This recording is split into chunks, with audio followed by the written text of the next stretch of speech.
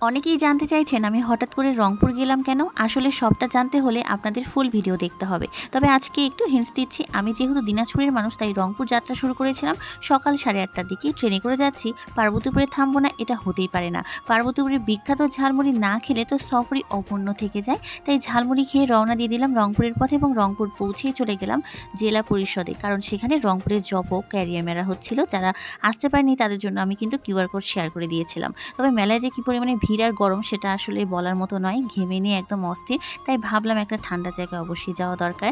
তো আমরা চলে গেলাম ডাইরেক্ট রংপুরের চিড়িয়াখানা। সো রংপুরের চিড়িয়াখানা ছোটদের আনন্দ এবং বড়দের স্মৃতি।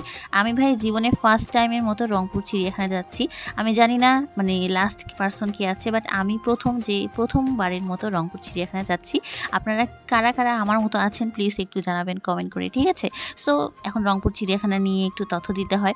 সো রংপুর শহরের প্রাণকেন্দ্রে অবস্থিত রংপুর চিড়িয়াখানা উদ্যান কিন্তু একদিনের অবসর কাটানোর জন্য এটি হতে পারে একদমই পারফেক্ট একটা জায়গা।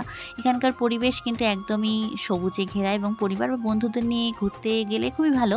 সো চিড়িয়াখানার ভেতরে আছে বিভিন্ন প্রজাতির পশু পাখি, বাঘ, বানর, সাপ, হরিণ, রঙিন পাখি, মানে যত কিছু আছে আর কি।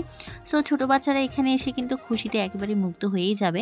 আর একটা কথা, আচ্ছা বাচ্চারা চিড়িয়াখানা যাবে কেন বলুন দেখি, কেন নিয়ে যাবেন?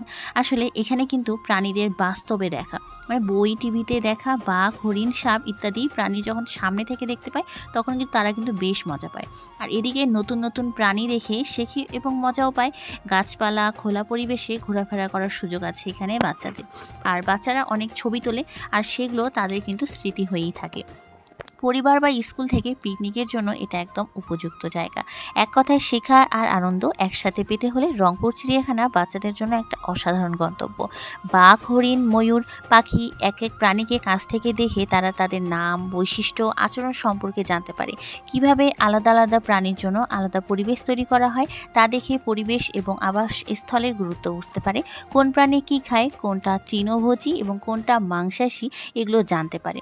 চিড়িয়াখানার নিয়ম মেনে চলতে হয়, প্রাণীদের বিরক্ত না করা, খাওয়ানো যাবে না, এসব নিয়ম তারা শিখতে পারে আর কি। তবে এখানে একটা ছোট্ট অ্যানাউন্সমেন্ট করে দিই, অনেকে আমার ফেসবুক আইডির নাম জানতে চায়। তবে আইডি বলতে গেলে আমার আইডি একটাই আছে, সেটা হচ্ছে প্রগতি রায়। আপনারা প্রগতি রায় সার্চ দিলেও পেয়ে যাবেন। ওখানেও আমি ভিডিও আপলোড করে থাকি, ছবি আপলোড করে থাকি।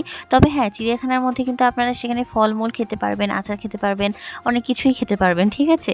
অ্যান্ড দেন তারপরে হচ্ছে আমরা সাইডটাতে যাচ্ছিলাম এবং এখানে বাঘ, সিংহ যে সবাই ঘুমাচ্ছে, কি সুন্দর। যেহেতু ভর দুপুরবেলা গিয়েছিলাম তখন প্রায় বাজে মনে করেন 1:30 এই সময় গিয়েছিলাম, তাই জন্য একটু গরমটাও বেশি ছিল আর লোক সংখ্যাও একটু কম কম লাগছিল আমার কাছে। সো যাই হোক, চিড়িয়াখানার জগৎ থেকে বেরিয়ে আমরা রওনা দিলাম আরেকটি নতুন গন্তব্যের দিকে।